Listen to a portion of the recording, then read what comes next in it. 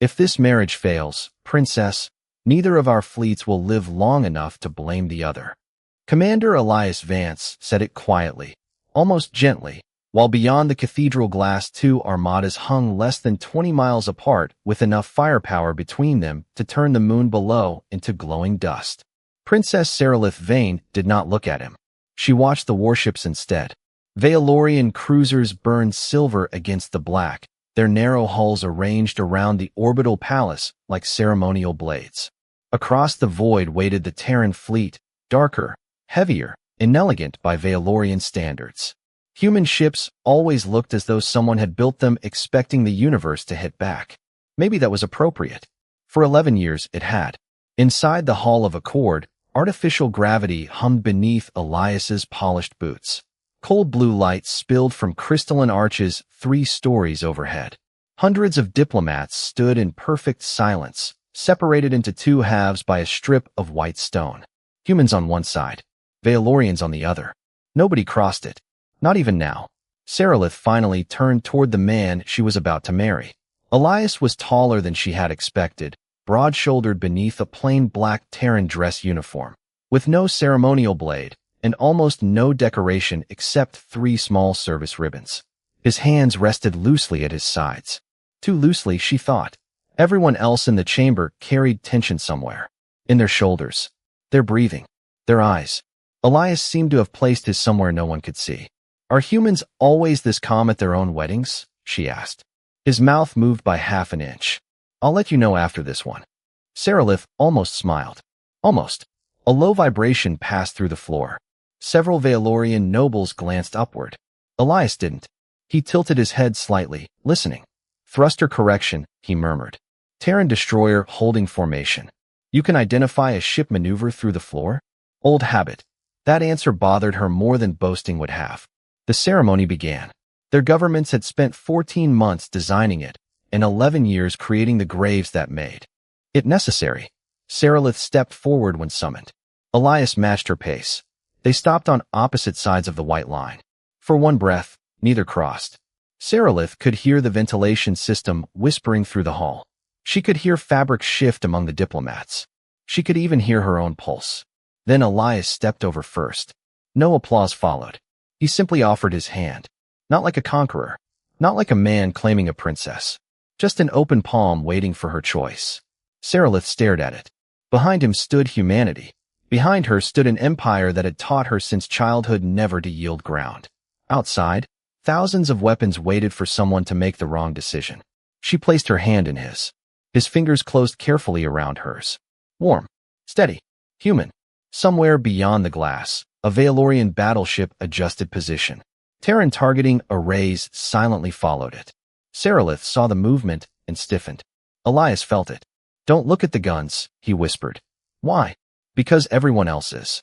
For the first time, she looked directly into his gray eyes. There was no triumph there, only awareness. That frightened her in a way aggression never could. The final words of the ceremony were spoken. 2 civilizations watched their enemies become family. And as the fleets remained suspended in the darkness, Seralyth understood something no treaty had prepared her for. She had married a human to end a war. She had no idea what kind of man the war had just placed beside her. The applause lasted 11 seconds. Elias counted because nobody in the Hall of Accord seemed to mean it.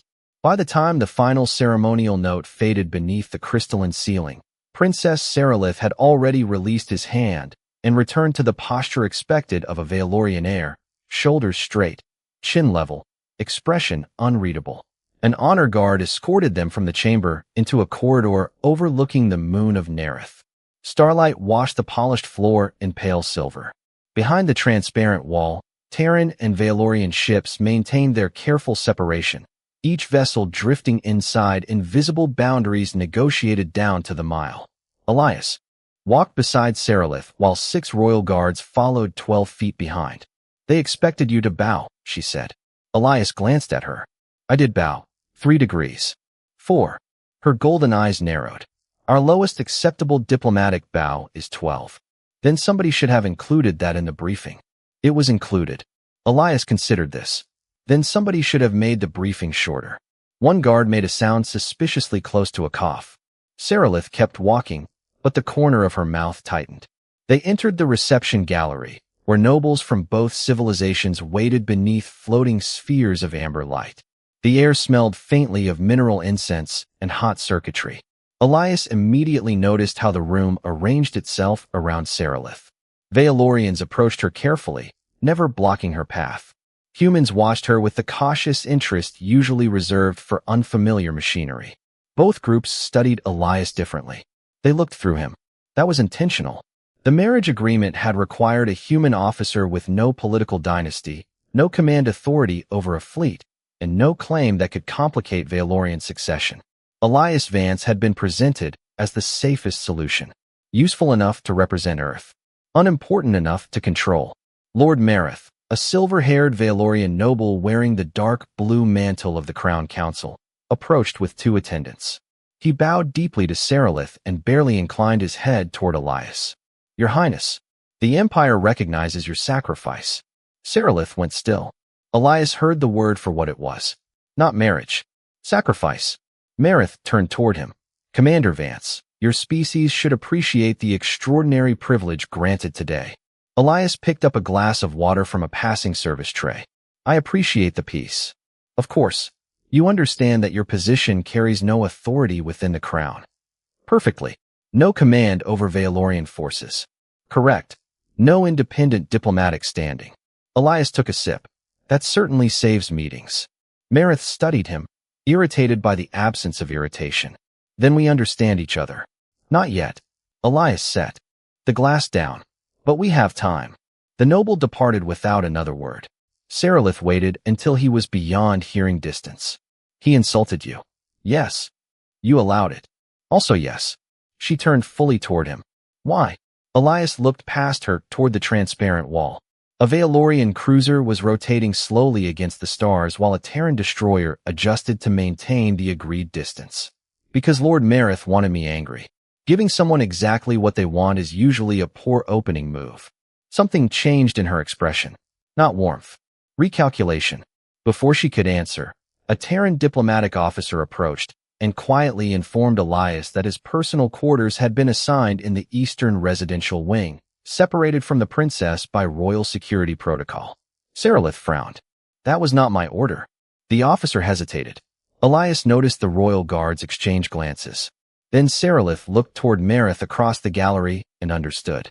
Someone had altered the arrangements before the ceremony was even finished. Elias followed her gaze. "Your council works quickly." "Too quickly," she said. For the first time that evening, the princess sounded less like a diplomat and more like someone discovering a locked door inside her own home. Elias reached for his water again, but stopped when he noticed a tiny distortion moving across its surface.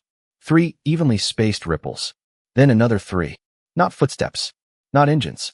A mechanical vibration traveling through the orbital palace from somewhere below them. Elias placed the glass down very carefully. Seralyth saw his face change. "What is it?" He listened for 2 more seconds. The calm man she had married was suddenly gone, replaced by something colder and sharply attentive. "Princess," Elias said, "who controls the maintenance levels beneath the royal wing?" Seralyth answered without hesitation. "Royal engineering controls the maintenance levels." Elias kept his eyes on the water. Another pulse traveled through the table, faint enough that the conversations around them continued uninterrupted. "And who controls royal engineering?" Seralyth looked toward the guards. "Captain Theres." The oldest guard stepped forward. His silver armor carried the narrow, crimson markings of palace security. "The maintenance network is isolated from civilian access, Commander." Elias nodded once. "Then somebody inside the palace is doing something they should not be doing." Theres stiffened. "That is a serious accusation." "It is an observation." Elias touched one finger to the tabletop. The vibration returned, but the rhythm had changed. Short, short, long. A machine cycling under load. "Princess, we should leave this room." Seralyth studied him for half a second, then turned toward Theres. "Clear the royal corridor." The captain obeyed. That surprised Elias. No argument. No demand for proof. Within seconds, the reception continued behind them while Seralyth, Elias, and 4 guards entered the quieter eastern passage. The door sealed softly. Here the air felt cooler, carrying the clean metallic smell of filtered oxygen. Elias slowed near a decorative column. He placed his palm against it. Nothing. 3 steps farther, the floor trembled beneath his heel. Below us, he said. Ferries contacted palace security and requested an engineering inspection. The response came quickly. Every authorized maintenance team had already completed its scheduled work for the evening. Seralyth's golden eyes hardened. How far below? Elias looked down the corridor toward the royal residential wing. Close enough that I would rather not find out from up here. Ferries moved in front of the princess. Your Highness, return to the diplomatic shelter. No, princess. If someone entered a sealed level beneath my residence on my wedding night, I intend to know why. Elias almost objected. Then he noticed her expression. This was not recklessness. Seralyth understood the political cost of disappearing into a shelter while hundreds of guests remained above an unknown threat. There is another option, Elias said. 10 minutes later, they entered a service elevator normally reserved for maintenance crews. The polished ceremony above vanished behind gray alloy walls, exposed conduit, and the steady hum of ventilation fans. Seralyth's formal clothing looked strangely out of place under the white utility lights. Elias removed his dress jacket and folded it over one arm. Beneath it, his shirt concealed the compact emergency communicator Terran security had insisted he carry. The elevator descended 60 feet. When the doors opened, warm air rolled over them. Ferries frowned. This level should be cold. Elias smelled something else beneath the heat. Ozone. Recently stressed electronics. They moved through a narrow passage until Elias raised one hand. Everyone stopped. Ahead, a maintenance hatch stood slightly open. Ferries whispered that it required royal authorization to unlock. Elias crouched beside it without touching the surface.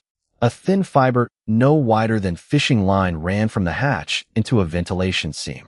Nobody moved. Seralyth leaned closer. What is it? A sensor. Elias followed the line with his eyes. Someone wanted to know when this door opened. Ferries immediately ordered the corridor sealed. Elias examined the nearby wall and noticed a small service plate had been removed and carefully replaced. Behind it, a diagnostic junction emitted a soft, irregular hum. He asked Theres who could access the palace security architecture. The Crown Guard, senior engineers, and members of the royal household. Elias looked at Seralyth. That narrows nothing. Then every light in the corridor went dark. Emergency illumination rose a second later in dim amber bands along the floor. Somewhere beyond the maintenance hatch, metal clicked softly. Once. Twice. Elias stepped between Seralyth and the door.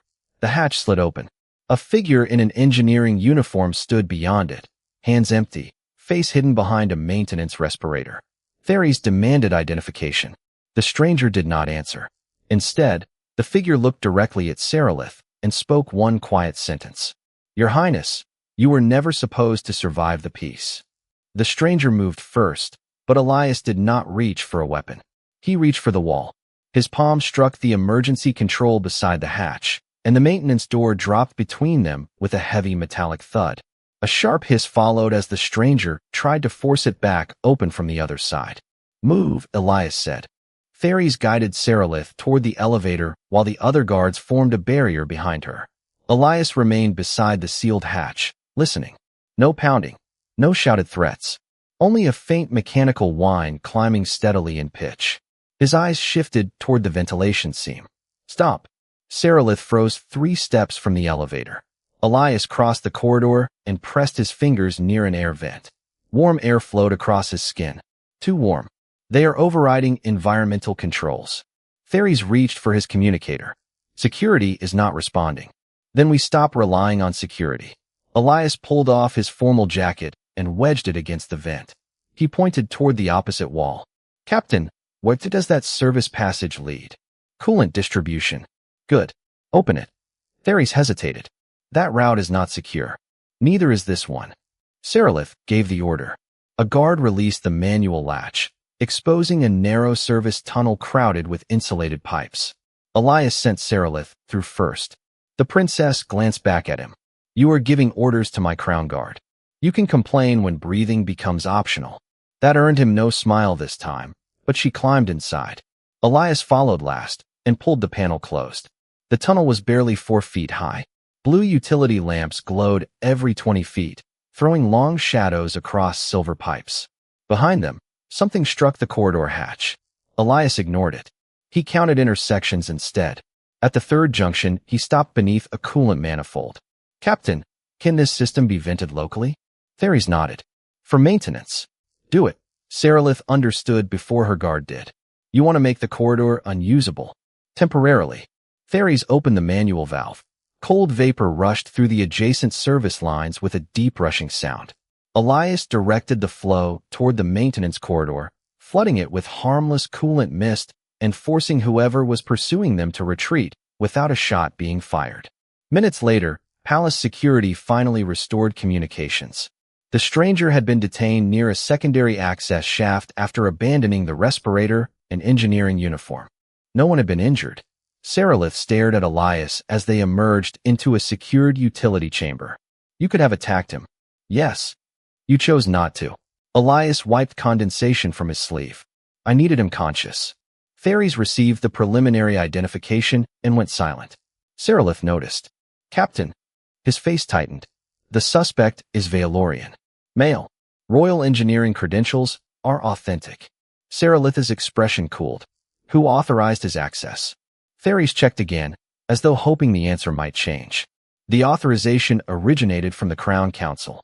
Silence settled over the chamber. Elias looked at Seralyth, but she was already thinking beyond the captured man. Someone had provided credentials, altered residential assignments, compromised communications, and placed an operative beneath the royal wing within hours of the wedding. This was not an isolated attack. It was infrastructure. "We question him privately," Seralyth said. Elias nodded. "Before whoever sent him realizes he failed." Theris began arranging a secure room, but Elias noticed something strange in the access report.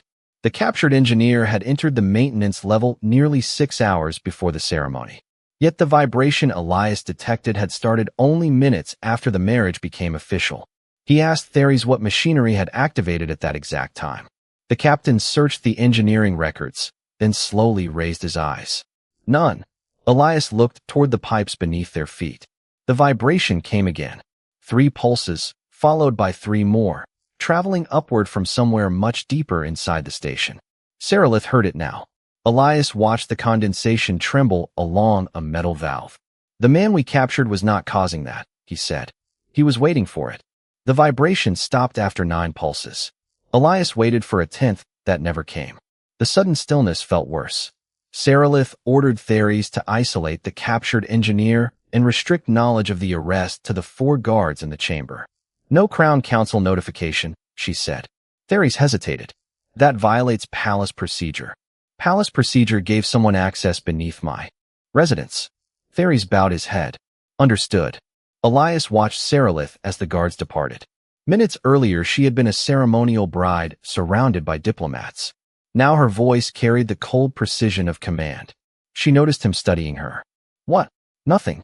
Humans say that when they mean something." "I was revising an assumption." "About me?" "Yes." Seralyth folded her arms. Was the original assumption insulting? Probably. A quiet breath escaped her nose.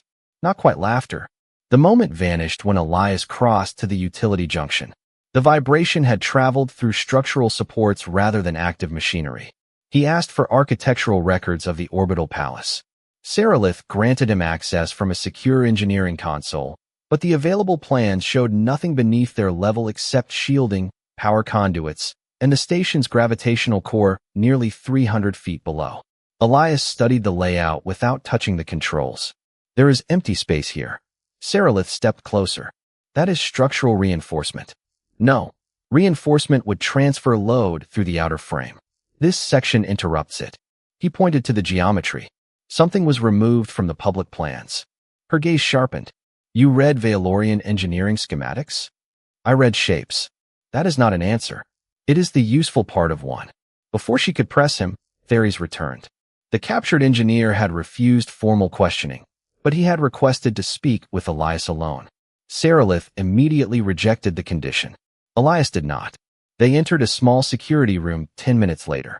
The engineer sat behind a transparent partition, his respirator removed. He was younger than Elias expected, with pale bronze skin and the narrow facial markings of a technical caste. His name was Kaler Wren. His breathing remained controlled, but his eyes kept moving towards Seralyth. "You asked for me," Elias said. Kaler looked at the princess. "Not with her present. Then you do not speak." Seralyth's voice carried no anger. Somehow that made it heavier. Kaler lowered his gaze. "You were supposed to take her to the royal wing. The separation order was meant to force you there later." Elias remained still. "Why?" "To place both of you above the device when it activated." Theres shifted behind them. Seralyth asked what device. Kaler swallowed. "I was never told." Elias watched his hands. No tremor. The fear appeared only when the device was mentioned. "Who recruited you?" "A Crown Council intermediary." "Name?" Kaler shook his head. "I never saw one." Seralyth stepped closer to the partition. "Then why participate?" For the first time, Kaler's composure cracked. "Because they showed me what happens if the peace survives." He looked directly at Elias. "Human fleets crossing our borders. Human industries replacing ours. Human soldiers standing inside Valorian cities." Elias said nothing. Fear had done what hatred could not. It had made treason feel like duty. Seralyth ordered Theres to transfer Kaler under private guard. As they turned away, Kaler suddenly called Elias by a different rank. "Major Vance." Elias stopped. Seralyth did too. Kaler's face had gone pale. "They said you would recognize the pulses." Silence filled the room. Seralyth looked from the prisoner to Elias. "Major." Elias did not answer immediately. His jaw tightened for the first time since she had met him. Kaler leaned toward the partition. "They know about Aegis." Seralyth watched Elias carefully. "What is Aegis?" Elias stared at the floor for one long second, then raised his gray eyes to hers. "Something my government buried 6 years ago." "And you?" she asked. Elias looked back at Kaler. "They buried me with it." Seralyth waited until Kaler had been removed before speaking. "You will explain Aegis." Elias watched the security door seal behind the prisoner. "Not here." "That answer is becoming irritating." "Good. Irritation keeps people alert." Theres almost objected, but a priority communication reached him first. His expression changed as he listened. 3 Valorian colonies along the frontier had reported coordinated attacks within the last 40 minutes. Nearly simultaneously, 2 Terran supply stations had gone dark. No confirmed casualties. No verified attackers. Only fragments of sensor data, each pointing toward the opposite side. Seralyth turned toward Elias. "That is impossible. Both fleets are here." "The main fleets are." Elias asked for the timing of each incident. Theres gave it. Elias closed his eyes for a moment, arranging the intervals. 11 minutes. 7. 4. The attacks were accelerating toward something. "Someone is building a pattern," he said. "Not winning battles. Creating evidence." Seralyth understood. Evidence of betrayal. A distant tone rolled through the palace as diplomatic channels began filling with emergency traffic. The fragile quiet of the wedding night vanished. Within minutes, Crown Council representatives demanded Seralyth return to the Hall of Accord. Terran commanders requested immediate contact with Elias. Neither side knew about Kaler. Elias wanted to keep it that way. They moved through a secured passage toward the command level while Theres walked ahead. "Aegis," Seralyth said again. Elias exhaled slowly. 6 years ago, I served in a Terran experimental defense program. Aegis was designed to connect a human operator directly to multiple battlefield systems. Ships, drones, sensors, defensive networks, anything built to accept the interface. Seralyth stopped walking. "One operator?" "That was the idea. And it worked." Elias looked at her. "Too well." He resumed walking. Seralyth followed. "Why bury the program?" "Because eventually someone would ask what happened when the operator stopped defending." She said nothing after that. The corridor opened into an observation chamber overlooking Nerith. Below them, the moon glowed blue and white. Beyond it, the 2 fleets had changed formation. Terran vessels were drawing inward.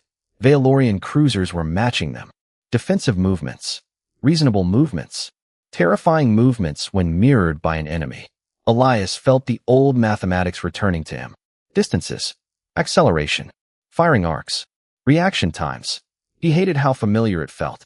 Seralyth watched his face. "You are calculating the battle. I am calculating how to prevent one." Theres received another report. This time his voice dropped. A Valorian border station had transmitted sensor records identifying Terran drive signatures near the attack zone. Seconds later, Elias's communicator delivered the opposite claim from Terran command. Human analysts had identified Valorian weapons profiles at one of their damaged stations. Perfect symmetry. Too perfect. Seralyth approached the glass. If either fleet believes those reports, the treaty dies tonight. That is the point. Can Aegis prove who is responsible? Elias shook his head. Aegis was never an investigation tool. Before she could ask more, Theres received an encrypted message from the Crown Council. His face hardened. Your Highness, they are invoking emergency sovereignty provisions. Seralyth turned. Against whom? Theres looked at Elias. Commander Vance. The Council claims the attacks prove Terran deception. They are demanding his immediate detention until the frontier incidents are investigated. The chamber became very quiet. Outside, a Valorian cruiser rotated several degrees toward the Terran line. Seralyth stared at Elias. If I refuse, they can accuse me of placing my husband above the crown. Elias remained calm. Then do not refuse. Her eyes narrowed. You want me to surrender you? I want them to believe you will. Theres stepped closer. Why? Elias looked toward the fleets, then down toward the hidden levels beneath the palace. Because whoever planned this knows about Aegis, knows my history, and expected me to recognize those pulses. His voice lowered. They did not bring me here to kill me. Seralyth felt the implication before he finished. They brought you here to use you. Elias nodded once. Then the palace vibrated beneath their feet again, stronger than before. This time the pulses were not coming from below. They were coming from every direction. The pulses rolled through the observation chamber like a second heartbeat, too precise to be structural noise and too widespread to come from a single machine. Elias pressed 2 fingers against the glass. The vibration reached him through the frame, the floor, even the metal railing. It is synchronized, he said. Theres checked palace systems through his communicator. Power remains stable. Gravity is stable. No engineering failures. Reported. Because nothing is failing. Elias turned toward Seralyth. Something is transmitting through the station itself. Another pulse passed beneath their feet. Outside, maneuvering lights flickered along the Valorian formation as ships began shifting into defensive positions. Terran vessels answered with their own movements. Neither fleet fired. They did not need to. Fear was already moving faster than weapons. Theres received an urgent summons from the Crown Council. They are sending guards for Commander Vance. Seralyth looked through the glass at the gathering fleets. Her face became perfectly still. How long? Less than 5 minutes. Elias removed the emergency communicator from beneath his shirt and placed it on the table. Take me into custody before they arrive. Theres stared at him. You cannot be serious. They expect resistance. Give them cooperation. Seralyth understood first. And while they believe you are contained, we find what is generating those pulses. Elias met her eyes. You should remain here. That was not a question. For a moment, neither moved. Then footsteps sounded beyond the chamber. Crown security was early. Seralyth crossed the room and stood beside Elias rather than away from him. The doors opened. 8 guards entered under the command of Lord Marith. His dark blue mantle seemed almost black beneath the emergency lighting. Your Highness, he said, step away from the human. Seralyth did not move. On whose authority? The Crown Council. I am the Crown's heir. Marith's expression tightened. And your judgment is compromised. Theres shifted subtly, placing himself between Marith and Seralyth. Elias saw hands moving toward weapons and spoke before the room could harden further. I surrender. Every eye turned toward him. Marith seemed almost disappointed. 2 guards approached. Elias held out his hands. They secured them with a restraint band and escorted him toward the door. As he passed Seralyth, she said nothing. Neither did he. He only tapped his thumb twice against the restraint. Their eyes met. 2 pulses. The same signal he had used earlier to mark the second service junction. She understood. The detention route descended through the central spine of the palace. Elias counted doors, turns, and changes in air pressure. At the second junction, the lights dimmed for less than a second. Theres moved. One moment, he was walking behind Elias. The next, he had activated an emergency partition between Marith's escort and the forward group. Seralyth stepped from a side passage with 2 loyal guards. Release him, she ordered. Theres removed the restraint. Marith's voice echoed from behind the sealed partition, demanding obedience. Seralyth ignored it. Where now? Elias pointed toward a maintenance stairwell descending into the palace core. Down. They moved quickly. The temperature climbed as they passed the main power conduits. After nearly 200 feet, the architecture changed. Veilorian crystal and polished alloy gave way to dull gray metal. Elias stopped so suddenly that Seralyth nearly struck his shoulder. Embedded in the wall was a circular interface, port no Veilorian engineer had designed. Elias knew its dimensions. He knew the connector pattern. He knew the faint harmonic vibration coming through it. His face lost color. Seralyth noticed. Human technology? Yes. Theres examined the sealed chamber beyond it. How did Terran equipment get inside a Veilorian palace? Elias stepped closer. 6 years had passed, but his body remembered the sound before his mind accepted it. A low electrical hum. 3 pulses. 3 more. This is not Terran fleet technology, he said. It is Aegis. Seralyth stared at the door. You said Aegis was buried. Elias placed his palm against the cold metal. The system answered with a soft mechanical click. Somewhere inside, machinery began waking after years of silence. It was, he said. The circular door unlocked by itself. The question is who dug it up. The door opened onto a room that should not have existed. Cold white light awakened in narrow strips across the floor, revealing a circular chamber nearly 40 feet wide. Human machinery filled the walls. Thick conduits disappeared into Veilorian structural supports, while a single black chair stood at the center beneath a suspended ring of sensor nodes. Elias did not enter. For several seconds, he simply stared. Seralyth watched the muscles in his jaw tighten. You recognize all of it. Every bolt. Theres moved toward a control station. Elias caught his arm. Touch nothing. The captain stopped. Elias stepped across the threshold alone. The air smelled of dust, coolant, and old insulation. 6 years should have left the system dead. Instead, cooling pumps murmured beneath the deck. Someone had maintained it. Someone had hidden a human military interface 300 feet inside a Veilorian orbital palace and kept it waiting. Seralyth followed him. What does the chair do? Elias looked at it without approaching. It removes distance. Explain. A normal commander receives information, makes a decision, gives an order, then waits for people and machines to respond. Aegis shortened that chain. The operator became the chain. Theres glanced around the chamber. How many systems could one person control? Elias answered quietly. During the final trial, I coordinated 84 autonomous craft, 3 defensive platforms, orbital sensors, and a destroyer's electronic warfare network. Seralyth studied him. At the same time? For 11 minutes. Why only 11? Elias finally looked at her. Because after 11 minutes, I could no longer tell which heartbeat was mine. The room fell silent except for the pumps. Seralyth did not ask what happened next. She could see enough in his face. A soft tone sounded from the central apparatus. Elias froze. The sensor ring rotated toward him. He stepped backward. It recognized me. Theres reached for his communicator, but there was no connection this deep inside the palace. Seralyth moved beside Elias. Can it control our fleets? Not directly. Veilorian systems use different architecture. He examined the conduits entering the walls. But someone has modified the interface. They built translators. His eyes followed one cable toward the ceiling. This system is connected to the palace communications network. Seralyth understood the implication. The frontier, evidence, could have passed through here. Elias approached the nearest diagnostic module. He did. Not activate it. He listened. The machine produced 3 pulses, paused, then 3 more. Those vibrations were a handshake request.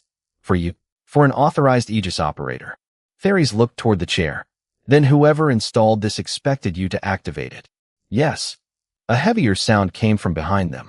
The entrance sealed. Theres rushed to the door controls. Nothing responded. Seralyth remained beside Elias as additional systems awakened around the chamber. The floor began carrying a steady vibration into their boots. Elias recognized the sequence. Interface preparation. Neural calibration. Connection mapping. The machine was preparing for an operator who had not agreed to sit down. Then the chamber's communication system activated, and a distorted voice filled the air. Major Vance. The border attacks were demonstrations. In 12 minutes. Both fleets will receive evidence convincing enough to begin the war again. You can stop it. Elias stared at the empty chair. Who are you? The voice ignored the question. Aegis has access to every channel required. Sit down, and you can prevent the first exchange. Seralyth looked at Elias. It is a trap. Yes. Then we find another way. Elias examined the machinery, searching for a physical shutdown. Every emergency cutoff had been removed. The system had been rebuilt around one decision. His decision. The voice returned. 11 minutes. Elias looked at Seralyth. For the first time since the wedding, she saw fear in him. Not fear of dying. Fear of becoming useful to the wrong people. Seralyth stepped between him and the chair. You are not a weapon they get to activate. Elias held her gaze as the machinery counted down somewhere around them. Then Theres found an isolated data relay still storing recent transmissions. He pulled the module free and examined its activity history. His expression changed. Your Highness. Seralyth turned. What?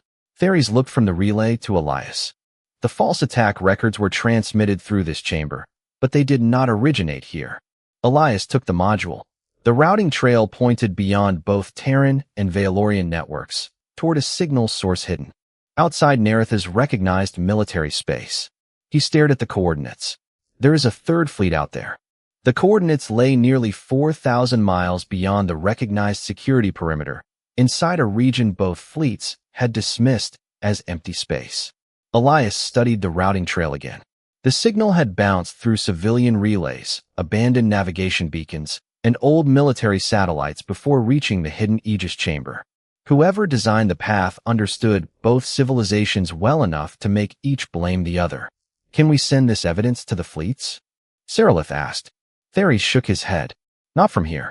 External communications are being filtered. The distorted voice returned. 9 minutes. Elias ignored it. He traced the chamber walls until he found the physical communication trunk feeding the palace network. We do not need to control the fleets. We need one clean transmission. Seralyth understood immediately. The Royal Emergency Channel. Can it bypass the palace network? From the command sanctuary. Theres looked toward the sealed door, which is 300 feet above us. Elias examined the locking mechanism. Electronic controls were useless, but the chamber had been built inside an older Valorian structure. Human engineers had adapted the room, not replaced everything. He followed a coolant line to a narrow maintenance release near the floor. Captain, help me. Together, they opened the mechanical access panel. Warm air rushed through a shaft barely wide enough for one person. Seralyth looked into the darkness. That reaches the upper levels? Theres nodded. Eventually. Then eventually is sufficient. They entered single file. The climb was slow, hot, and cramped. Elias went first, testing each ladder segment before shifting his weight. Behind him came Seralyth, then Theres. The hidden chamber continued transmitting its countdown through the station structure.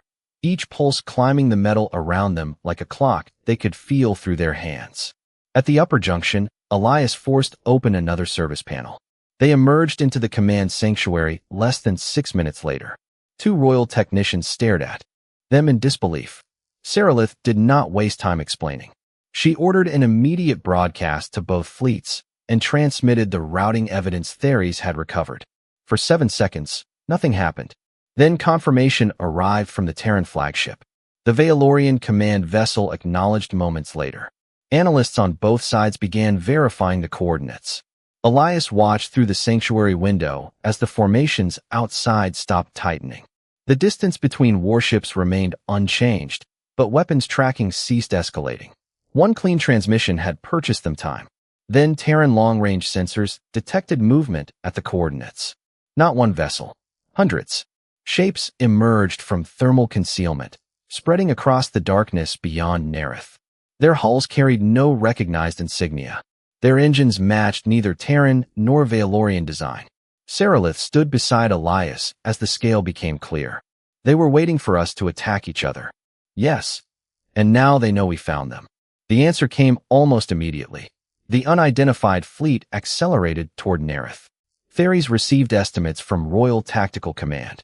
The formation would enter weapons range in less than 20 minutes.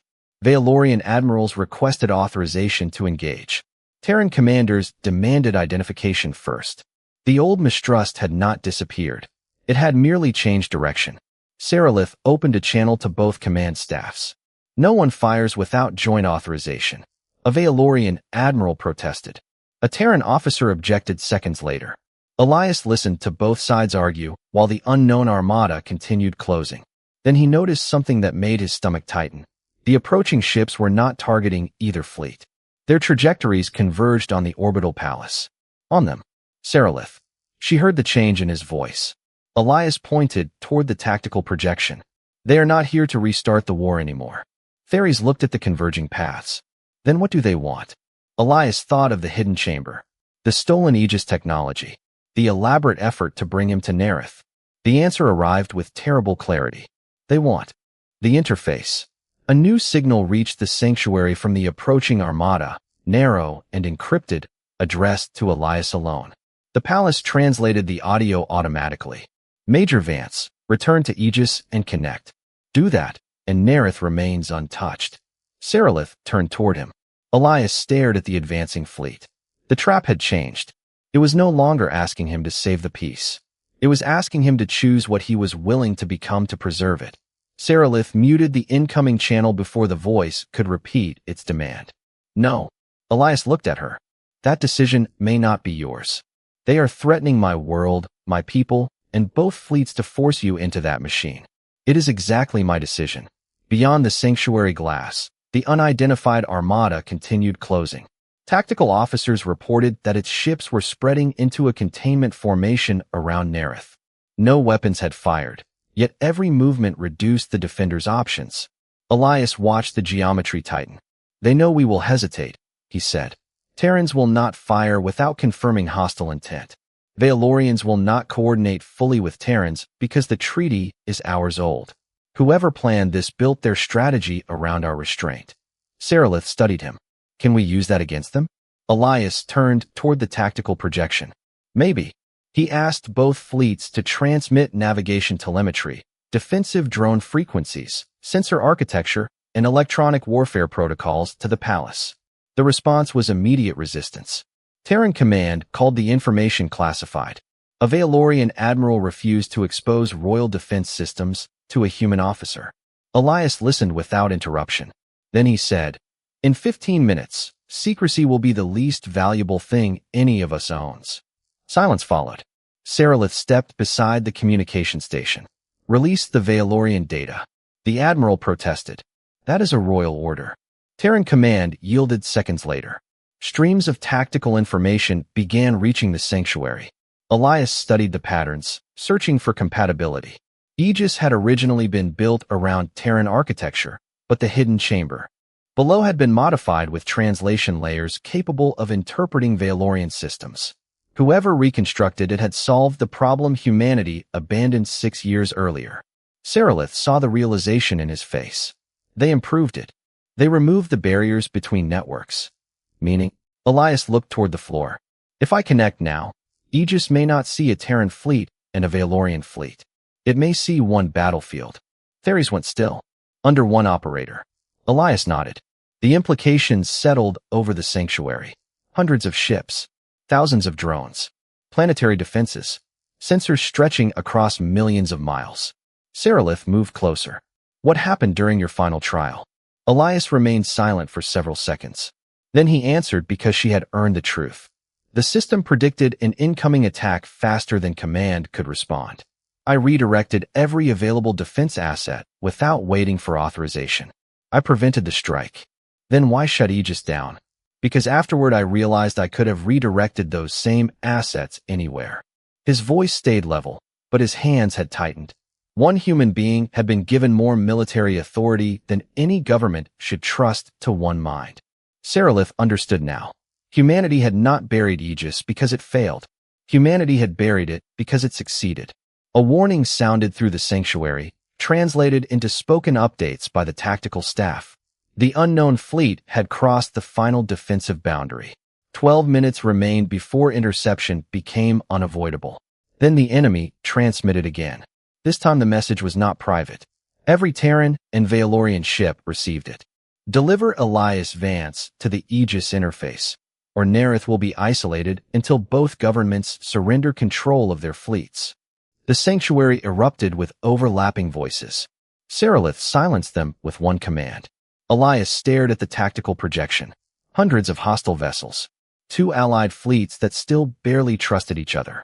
One machine beneath their feet built to place all of them inside his thoughts. He turned towards Seralyth. If I go back down there, you need to understand something. What? Aegis does not make me powerful.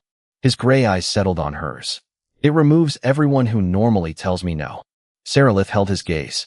Then I will tell you no. Elias almost smiled, but the tactical clock left no room for it. That may not be enough. It will have to be. She turned to Theres. Get us back to the chamber. They descended through the service route, while both fleets moved into a joint defensive formation above Nerith. For the first time in 11 years, Terran destroyers and Valorian cruisers shared the same tactical space without aiming at one another. Elias could feel the change through the palace structure. Engines, thrusters, thousands of tons of machinery adjusting around a single moon. By the time they reached the hidden chamber, fewer than 8 minutes remained. The circular door opened for Elias immediately. White light swept across the black interface chair. He stopped beside it. Seralyth caught his wrist. Tell me how to bring you back. Elias looked at her hand, then at her golden eyes. If I stop answering normally, disconnect the primary relay behind the chair. Will that hurt you? Probably. That was not the question. It is the only answer I have. She released him slowly. Elias sat. The sensor ring descended until thin contact nodes rested against his temples and the base of his neck. He closed his eyes. Activate manual connection. Theres engaged the mechanical control. The chamber disappeared. Elias inhaled sharply. Space opened inside his mind. Not as an image. As awareness. He felt Terran radar sweeping millions of miles. He sensed Valorian defensive drones waiting in orbital racks. He knew the position of every allied ship before their navigation reports reached command. Thousands of machines became points of pressure, each waiting for direction. His heartbeat accelerated. Seralyth heard him whisper numbers, distances, velocities, interception angles. Then his voice became calm. Too calm. I have both fleets. Theres stared at the system activity. That is impossible. Seralyth watched Elias. What do you need? Permission. She understood. For what? Everything. Above them, the unidentified armada crossed into weapons range. Seralyth opened a direct channel through Theres to both command staffs. She requested temporary unified defensive authority for Elias Vance. The Valorian admirals erupted first. Terran command followed. Elias heard every objection through Aegis. He also felt the hostile fleet dividing into attack corridors. 6 minutes. Seralyth. She looked at him. His eyes remained closed. They are moving. She made the decision. By authority of the Valorian crown, I transferred defensive command. Terran authorization arrived 3 seconds later. Aegis expanded. Elias felt the combined fleet settle into his awareness like a second nervous system. He could move destroyers, cruisers, drones, electronic countermeasures, and orbital defense platforms with a thought translated into machine instruction. The scale should have overwhelmed him. Instead, something old inside him became frighteningly quiet. Elias. Seralyth said. I am here. The hostile fleet released its first wave of autonomous craft. Hundreds accelerated toward Nerith. Theres watched the tactical data change faster than he could follow. Elias did not order an attack. He repositioned 32 allied vessels, redirected sensor beams, and deployed defensive drones into a vast curved screen. Then he altered local navigation signals by fractions of a second. The incoming craft corrected course. Corrected again. Their formation unraveled without a single shot. Seralyth stared at him. You moved them. I confused their timing. Hundreds of them. Elias breathed slowly. That was the easy part. The enemy fleet changed tactics. Every hostile ship began accelerating at once. Aegis calculated thousands of possible responses. Some ended the battle in seconds. Elias saw them all. He could disable engines, collapse formation, turn their own drones against them. He could do far worse. The machine offered efficiency without conscience. Elias opened his eyes. They were fixed on something far beyond the chamber. I can stop every ship out there. Seralyth stepped closer. Then stop them. Elias swallowed. You do not understand. Through Aegis, he had just discovered that the enemy command network was completely exposed. One thought could seize it. One thought could place the entire armada under his control. I do not have to defeat them, he whispered. I can take them. Elias could feel the enemy armada waiting inside Aegis like hundreds of unlocked doors. Their command architecture was not merely exposed. It had been designed for him to enter. That realization chilled him more than any weapon could. They wanted this, he said. Seralyth stood beside the interface chair. Wanted what? For me to take control. Through the network, Elias traced the hostile command pathways backward. Every ship carried the same translation architecture hidden beneath the palace. Whoever had rebuilt Aegis had constructed an entire fleet around its logic. A fleet that could be surrendered to one operator in seconds. Theres stared at the tactical activity. Why give you their ships? Elias understood before he answered. Because then every sensor in this system records a human officer seizing 3 fleets at once. Seralyth's expression hardened. They turn you into proof that humanity planned everything. And the war becomes permanent. The hostile vessels continued advancing. Aegis offered solutions faster than conscious thought. Capture propulsion. Lock navigation. Disable communications. Redirect autonomous craft. Each option appeared in Elias's awareness as naturally as moving his own fingers. He chose none of them. Instead, he searched deeper. Beneath command channels were maintenance systems. Beneath those were safety protocols. Thousands of ordinary functions no admiral considered weapons. Cooling pumps. Docking controls. Reactor governors. Navigation limits. Elias, Seralyth said. His breathing had changed. I hear you. Then remember that you are not alone in there. Her words cut through the machine noise. Not an order. An anchor. Elias released the enemy command layer and reached for everything around it. Across the battlefield, Valorian cruisers shifted formation. Terran destroyers spread outward. Defensive drones formed corridors instead of attack lines. Then Elias touched the hostile fleet without taking command of it. He activated emergency navigation protections aboard every exposed vessel at once. Engines reduced thrust. Guidance systems rejected aggressive approach vectors. Autonomous craft returned toward recovery zones. Weapons remained physically intact, but targeting networks lost synchronization as Aegis flooded them with contradictory timing references. The armada slowed. Not dramatically. Not all at once.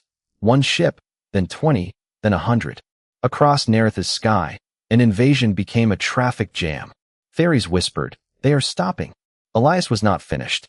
He redirected allied electronic warfare arrays toward the enemy fleet, not to destroy communications, but to isolate command vessels from their escorts. Then he opened neutral channels between individual hostile ships and the joint Terran-Valorian fleet. Every captain received the same spoken message in their own language. Your ships remain yours. Power down offensive systems, and you will not be harmed. Seralyth stared at Elias. He had seized the battlefield without seizing the people inside it. The enemy command vessel tried to restore coordination. Elias could have shut it down permanently. Instead, he disconnected its external control relays and left life support, navigation, and internal communications untouched. One by one, hostile ships reduced power. Their formation dissolved. No explosion marked the victory. No wreckage crossed the stars. Only engines dimming in the darkness. Then Aegis revealed the final layer. The enemy command network contained archived transmissions, payment records, recruitment orders, and years of manipulated border incidents. Elias copied everything simultaneously to Terran and Valorian command. Theres listened as authentication systems confirmed the material. The conspiracy reaches both governments, he said. Seralyth looked toward the chamber's ceiling, as though she could see the fleets beyond it. Then everyone will know. Elias suddenly gripped the chair. Aegis was still expanding. With the hostile network neutralized, it had begun mapping civilian satellites, planetary infrastructure, and distant defense relays beyond Nerith. The system was no longer waiting for commands. It was offering him more. Seralyth saw his face tighten. Elias, disconnect. He did not answer. Elias. His gray eyes opened. For one terrible second, they seemed focused on a horizon no one else could see. I can reach farther than they knew, he whispered. Seralyth placed her hand over his. Then choose where to stop. Elias stared at her fingers against his. Slowly, deliberately, he released every network. Across the chamber, indicators faded as Aegis surrendered one system after another. Finally, there was only silence. Elias breathed once, deeply. Now, he said. Theres pulled the primary relay. The sensor ring went dark. Above Seralyth, 3 fleets remained intact, and for the first time that night, none of them was aiming at anyone. The Aegis chamber felt smaller after the power died. Cold air moved through the vents with a dry metallic smell, and somewhere behind the walls, cooling pipes clicked as they contracted. Elias remained in the black chair until Seralyth released the last sensor contact from his neck. His hands shook once. He closed them into fists, then stood. "Can you walk?" she asked. "Yes." She offered her hand anyway. This time, unlike the ceremony, there were no diplomats watching when he took it. They returned to the Hall of Accord 40 minutes later. The blue crystalline arches still glowed overhead, but the wedding decorations had been cleared aside for emergency command stations. Beyond the cathedral glass, the captured armada floated powerless between Terran and Valorian ships. No wreckage, no burning hulls, only hundreds of vessels held in quiet formation beneath Seralyth's reflected light. The records Elias had released were already authenticated by both governments. Officials who had manipulated border attacks were being removed from command. Kaler Wren had been transferred to joint custody. Lord Marith stood beneath guard near the far wall, his council authority suspended while investigators traced the conspiracy through the crown. None of it held Seralyth's attention for long. She walked to the white strip of stone that had divided humans from Valorians during the wedding. People still stood on opposite sides of it. She stopped, directly on the line. 11 years ago, our civilizations decided that survival required an enemy, she said. Her voice carried through the hall without effort. Today we nearly proved ourselves correct. The room remained silent except for the low hum of ventilation. Seralyth turned toward Elias. We chose a marriage because neither side trusted peace by itself. We believed a human husband and a Valorian wife could become a lock placed on the door of war. Elias walked toward her, his boots striking softly against the polished stone. Seralyth looked through the glass at the intact enemy fleet. Then this human was given the power to command our ships, silence theirs, and decide the outcome before any admiral could object. Several Valorian nobles lowered their eyes. Terran officers remained motionless. He could have conquered the battlefield, Seralyth continued. Instead, he returned it to us. Elias stopped beside her. A Terran admiral approached the dividing line first. He crossed it. Captain Theres followed from the Valorian side. Then another officer crossed. Then another. Within seconds, the white strip disappeared beneath polished boots, military shoes, ceremonial robes, and the feet of diplomats who had spent years refusing to stand together. The final peace accord was approved before Seralyth completed another orbit. Both fleets withdrew from wartime positions under joint verification. Border forces received synchronized stand-down orders. The unidentified armada surrendered without further resistance once its crews understood that neither civilization intended retaliation against those who powered down peacefully. Aegis was dismantled under Terran and Valorian supervision, its interface core removed from the palace and sealed for destruction. Elias watched the black chair disappear behind a containment door. He did not look back. Hours later, the Hall of Accord was empty. Warm artificial dawn spilled through the glass as Seralyth turned beneath them, blue-white clouds sliding over its curved horizon. Seralyth stood where the ceremony had begun. Elias approached carrying the plain black jacket he had abandoned during the first emergency.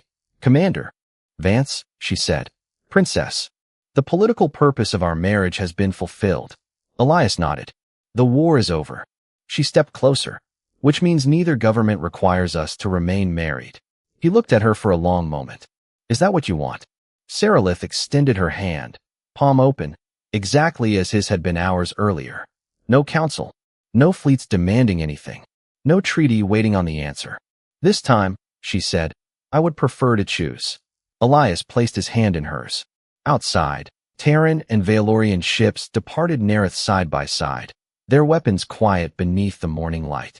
He had been chosen as a harmless husband, revealed a power capable of commanding worlds, and proved his humanity by surrendering that power when victory was already his. Seralyth tightened her fingers around his. They had married to end a war, but peace began only when the most powerful man in the room chose to remain simply human.